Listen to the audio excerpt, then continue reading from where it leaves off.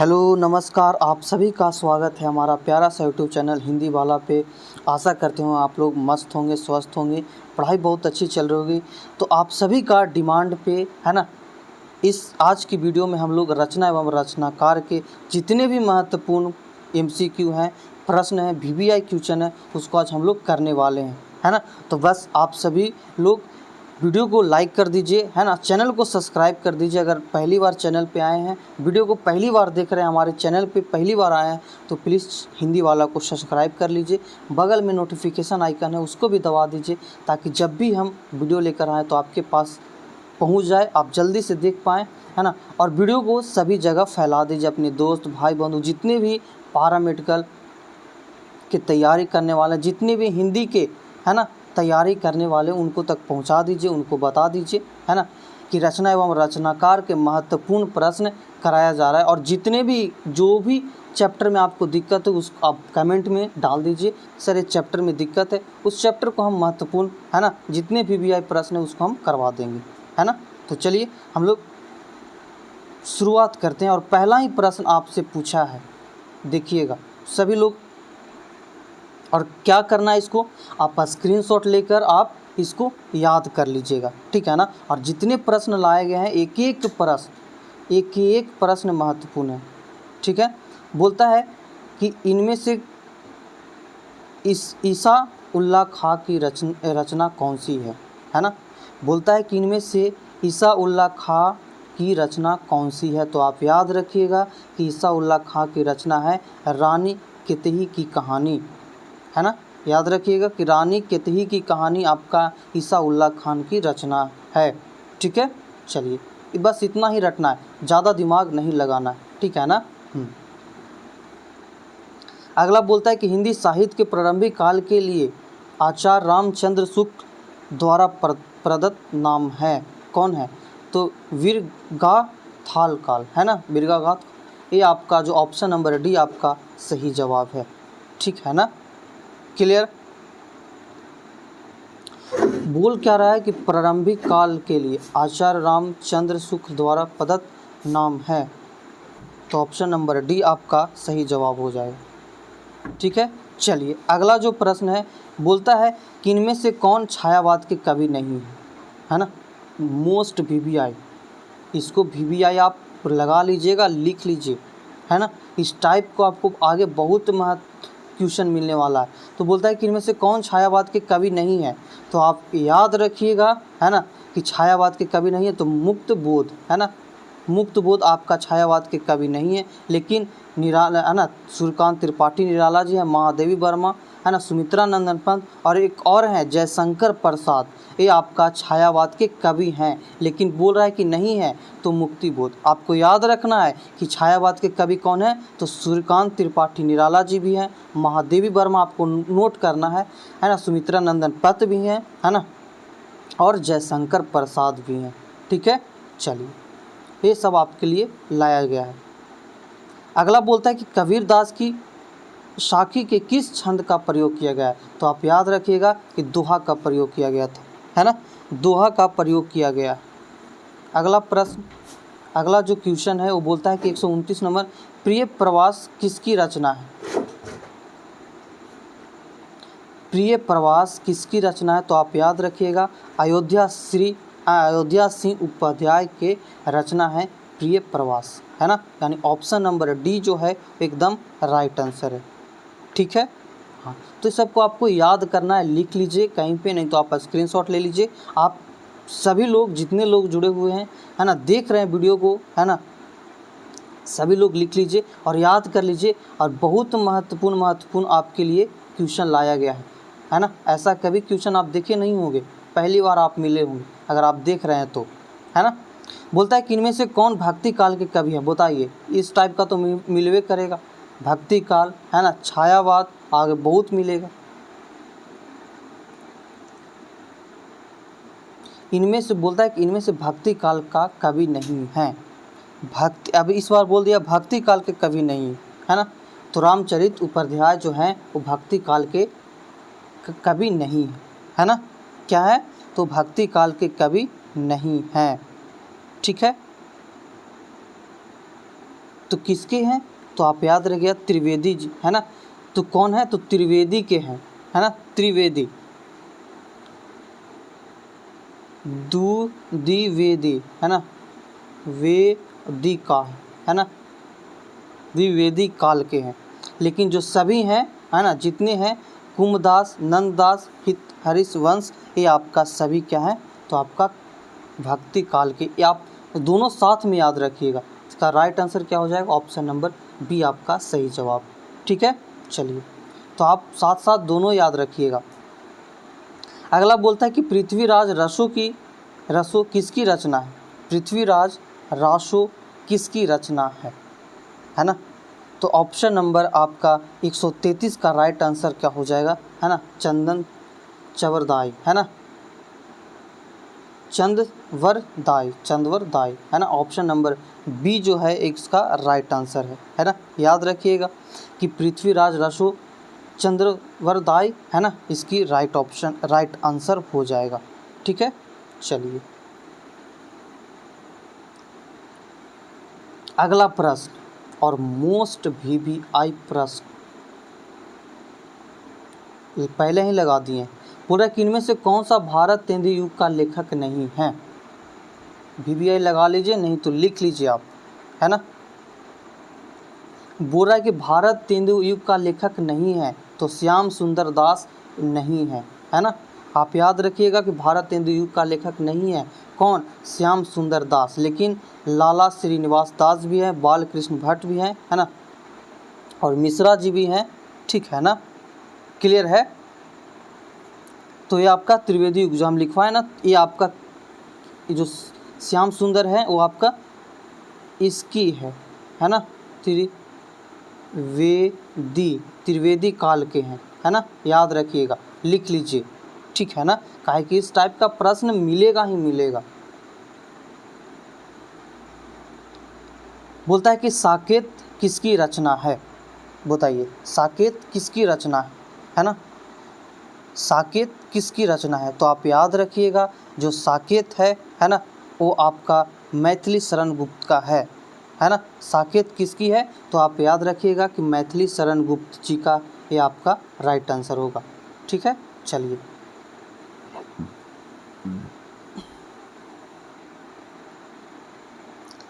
इसको है ना, ये ऐसा प्रश्न तो आप देखे होंगे, मैलांचल उपन्यास के लेखक कौन है ना। बहुते बार मिला होगा, आप रटे भी होंगे, बहुतों लोग को याद भी होगा, है ना। तो मैलांचल किसकी है? तो आप याद रखिएगा, है ना, जिनको नहीं याद है ना, फणीश्वर नाथ रेणु जी का, है ना, फणीश्वर नाथ रेणु जी का मैलांचल उपन्यास है, रचना है। ठीक है, चलिए बहुत अच्छा। इनमें से प्रेमचंद्र किस उपन्यास के लेखक हैं? बहुत अच्छा पूछा, क्या प्रश्न है। बोलता है कि इनमें से प्रेमचंद्र किस उपन्यास के लेखक हैं, है ना। बहुत शानदार। तो इसका याद रखिएगा कि किसकी है? तो सेवा सदन, है ना, सेवा सदन के लेखक हैं। ठीक है ना, सेवा सदन के लेखक हैं। ठीक है, आप याद रखिएगा कि सेवा सदन के लेखक कौन है? तो प्रेमचंद्र हैं। ठीक, चलिए आइए, बिहारी लाल किस युग के कवि हैं? रीतिकाल, आधुनिक काल, आदिकाल, भक्ति काल। काल वाला तो एगो देवे करेगा, चाहे किसी का दे, है ना। तो आप याद रखिएगा कि जो बिहारी लाल हैं वो रीतिकाल के लेखक हैं, है ना, रीतिकाल के प्रसिद्ध लेखक हैं। ठीक है ना, इनकी एकमात्र जो है ना, बिहारी लाल की एकमात्र रचना है ना, और बहुत फेमस रचना। याद रखिएगा, बिहारी लाल का जो रचना है वो आपका सतसई है। क्या है? सतसई, याद रखिएगा। ठीक है ना, एकलौता इनकी रचना है बिहारी लाल के सतसई। और एक और पूछता है ना, आपको कंफ्यूज करने के लिए कि तुलसी सतसई, एक तुलसी जी का भी है सतसई, तो आप उसमें तुलसी सतसई लगता है ना, तो आपका वो तुलसीदास जी का है। लेकिन आपसे पूछेगा कि सतसई किसकी रचना है, तो आप डायरेक्ट मारिएगा बिहारी लाल, है ना। क्लियर, चलिए, और किस युग के कवि हैं? तो रीतिकाल के। ठीक, क्या प्रश्न है, बहुत शानदार। विनय पत्रिका किसकी रचना है? सभी के जुबान पर होगा, है ना। तो और एक खुशखबरी है ना, कि हम लोग लाइव भी आज 1-2 दिन में होने वाले हैं, है ना। आपका 7 बजे टाइमिंग रहेगा, है ना। 7 से 8 PM रहेगा, यानी शाम में, है ना। रात में आपका 7 से 8 आपका लाइव क्लास चलेगी, ठीक है ना। बस 1 से 2 दिन में काम चल रहा है ना। और उसके बाद हम लोग लाइव रूबरू क्लास करेंगे, है ना। उसमें और मज़ा आएगा, गर्दा उड़ेगा। तो इसका राइट आंसर आप बता दीजिएगा। तो इसका राइट आंसर होगा विनय पत्रिका किसकी रचना है ना। तो तुलसीदास जी का। आप याद रखिएगा, जिनको नहीं याद है कि विनय पत्रिका किसकी रचना है, तो तुलसीदास जी का, है ना। जो महत्वपूर्ण है, जो इम्पोर्टेंट है, वही हम आपके लिए ला रहे हैं। और इसको 2 से 3 वीडियो में हम लोग रचना एवं रचनाकार का गर्दा कर देंगे, है ना। और वो भी VVI, जो आपके एग्ज़ाम के नज़रिया से महत्वपूर्ण है ना। तो जो लोग नहीं जाने हैं, जो लोग को पता नहीं है, जिसको पता नहीं है, उनको तक पहुंचा दीजिए, उनको तक शेयर कर दीजिए, बता दीजिए, है ना। आपके एक हेल्प से उनको भी ज़िंदगी बन जाएगी, है ना। और आप तो गर्दा उड़ाइएगा, ठीक है ना। अगर चैनल पर नए हैं तो प्लीज़ चैनल को सब्सक्राइब कर दीजिए। बोलता है कि ईदगाह कहानी के लेखक हैं। ईदगाह कहानी के लेखक हैं, कौन है ईदगाह, बता दीजिए।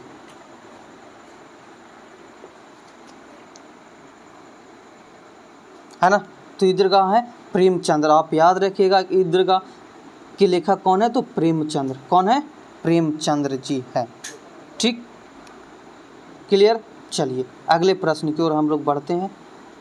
बोलता है अगला प्रश्न, देखिएगा क्या बोल रहा है। वेलगा से गंगा किसकी कृति है। वेलगा से गंगा किसकी कृति है।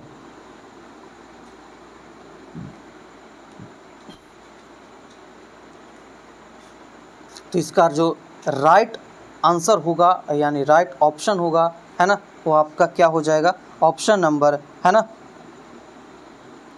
और ये आपका सही जवाब है ना। राहुल, आप याद रखिएगा, लोहगा से गंगा, राहुल, है ना। आप याद रखिएगा, बस ज़्यादा नहीं, है ना। ये आपको नहीं याद है, बस आप राहुल याद रखिए, है ना। बस उतना में आप मार दीजिएगा, है ना। राहुल साकृत्यान, है ना, नहीं तो आप राहुल याद कर दीजिए, है ना। बस किसी तरह याद हो जाए, ठीक है ना। आपको ज़्यादा विद्वान नहीं बनना है, बस एग्ज़ाम हम, आप क्या चाहिए कि सर हम एग्ज़ाम में, है ना, अच्छे नंबर से पास हो जाए सर, सरकारी कॉलेज मिल जाए सर, बस विद्वान नहीं बनना है। तो है ना, तो एकदम शॉर्ट में ऐसा याद रखिए कि आपको जुबान पे रहे, है ना, याद हो जाए, ज़्यादा दिमाग लगाना नहीं है। अगला बोलता है कि इनमें से ललित निबंधकार के रूप में किसकी प्रतिष्ठा है। ललित निबंधकार के रूप में किसकी प्रतिष्ठा है, बताइए, है ना। तो इसका राइट जो ऑप्शन होगा वो विधान निवास मिश्री जी का, है ना, मिश्रा जी का है ना, मिश्र जी का है। मिश्रा कहिए, मिश्र कहिए, है ना, क्लियर। तो आप याद रखिएगा। चलिए बस आप रटते जाइए, कॉपी में लिखना है तो लिख लीजिए, नहीं तो आप स्क्रीनशॉट लिख लीजिए। रानी केतही की कहानी किसकी रचना है। रानी केतही की कहानी किसकी रचना है। पहला ही आंसर याद करिए। अगर जो देखा होगा, जो है ना पूरा वीडियो देख रहा है, अभी पूरा देख रहोगे, है ना, तो पहला ही क्वेश्चन आपका यही था, है ना। अगर आपका बुद्धि काम क्या होगा, अगर आप देखे होंगे, याद होगा तब, है ना, कि ईसा उल्लाह खां के रचना थी रानी केतही की कहानी। याद करिए था कि नहीं था, है ना। यानी ऑप्शन नंबर बी आपका सही जवाब है ना, कि रानी केतही की कहानी क्या है, ईसा उल्लाह खां। चलिए बहुत अच्छा, है ना, ये तो रिपीटेड है। अगला प्रश्न बोलता है कि इनमें से कौन भक्ति काल के कवि नहीं है। लीजिए भैया, अभी बोल दिया कि भक्ति काल के कवि नहीं है ना।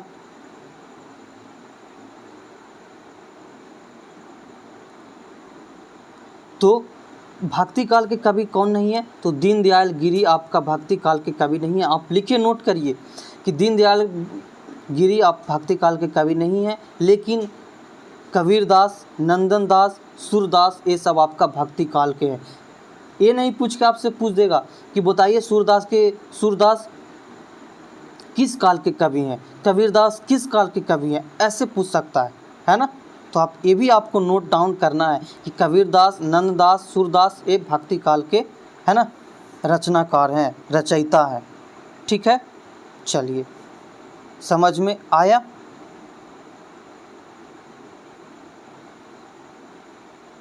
है ना। तो अब पूछ देगा कि दीनदयाल गिरी किसकी कौन से काल के हैं, तो आप याद रखिएगा, है ना, कि रीति काल के हैं, आधुनिक काल के, है ना, क्या रखिएगा, रीति काल के हैं, है ना, रीति काल के हैं, ये भी याद रख सकते हैं, आधुनिक काल के हैं। ठीक, चलिए अगला है चिंतामणि किसकी कृति है ना, चिंतामणि किसकी कृति है ना, तो आप याद रखिएगा चिंतामणि राम, है ना, रामचंद्र शुक्ल जी का है ना, याद रखिएगा कि रामचंद्र शुक्ल जी का है चिंतामणि। ठीक, चलिए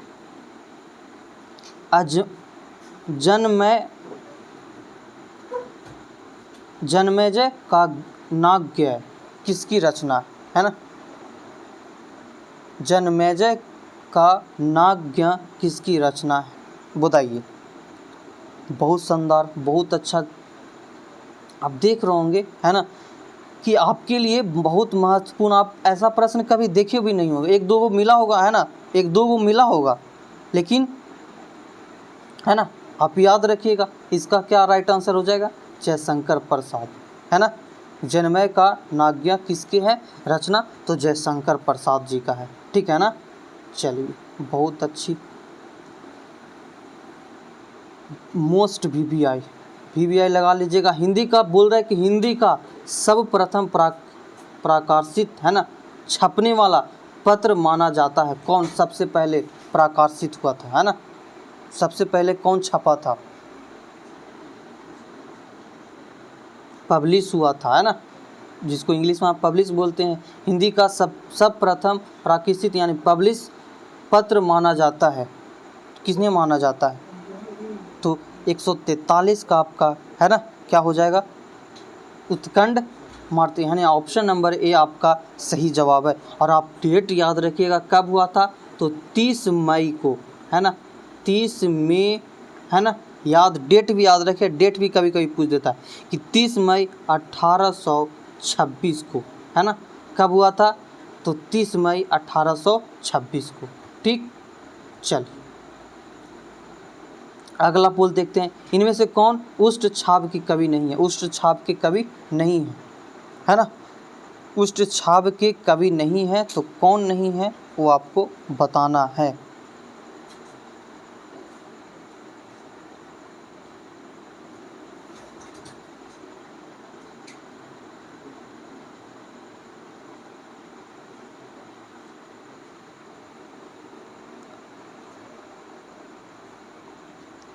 कबीरदास, सूरदास, दातू दयाल,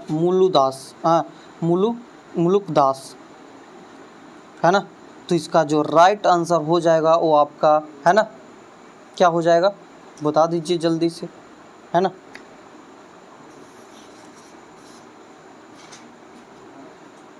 144 का, है ना, 144 का, है ना, तो रस खान, है ना, रस खान, ये देखिए खान लग गया, ये तो पहले ही छट गया, ऐसे भी दिमाग से देख सकते हैं, है ना, कि सर जी सूरदास है, इसमें भी दास है, नंददास है ना।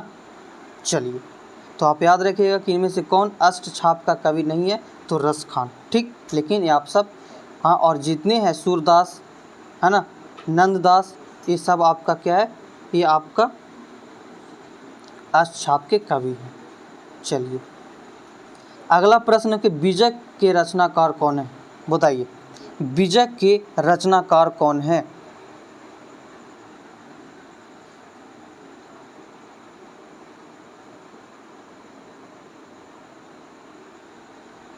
तो बीजक के रचनाकार याद रखिएगा कि बीजक के रचनाकार कबीरदास हैं, है ना, कबीरदास की रचनाकार आपसे पूछेगा, तो आप याद रखिएगा बीजक किसकी रचना है, तो कबीरदास की।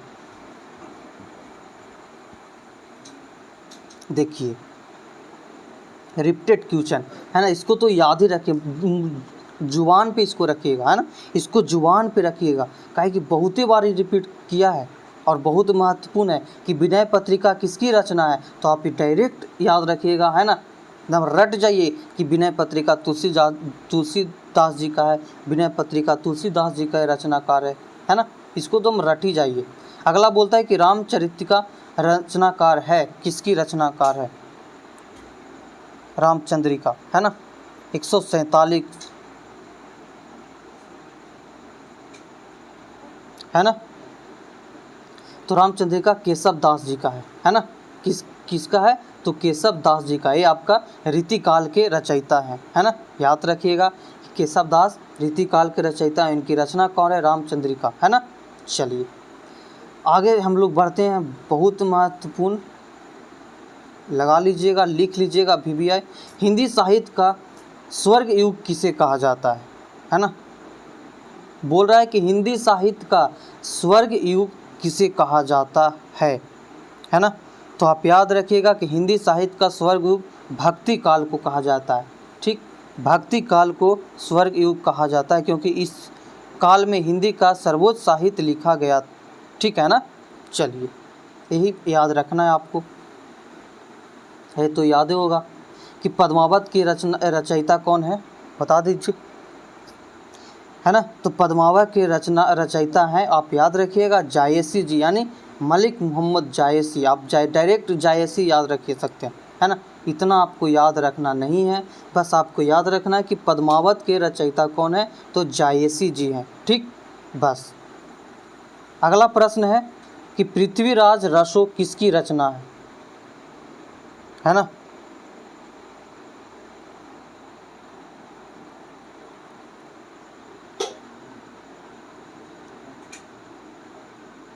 है ना, तो आप याद रखिएगा कि पृथ्वीराज रासो किसकी रचना है, तो चंद्रदेव दरवाई, है ना, यानी ऑप्शन नंबर सी आपका सही जवाब है,